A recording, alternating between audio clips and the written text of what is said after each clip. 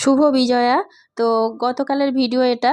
তো ছিলাম বাপের বাড়িতে, মা প্রসাদ নিয়ে সবাইকে দিচ্ছে, আর তখন বোনের বর খেতে বসেছে, যেহেতু ও ডিউটিতে যাবে। তো অনেক আগেই পুজো দেওয়া হয়ে গেছে, 6টার আগে মন্দিরে মা আর বোন দুজন মিলে পুজো দিয়েছে, আর আমি একটু রান্না করেছি। বোনের বর যে ডিউটিতে চলে যাবে, খেয়ে যাবে আর নিয়ে যাবে, 24 ঘন্টার ডিউটি আছে। তো যেহেতু আজকে একাদশী, গতকাল আমরা সবাই নিরামিষ খেয়েছি, বোনের বড়ও একাদশী করে তাই নিরামিষ খেয়েছে। একটু আলু সিদ্ধ, ভাত, বেগুন ভাজা, মুগ ডাল করে দিয়েছিলাম, পেঁপে আলু ভাজছিলাম, তখন খেতে বসেছে। 7টা বাজে।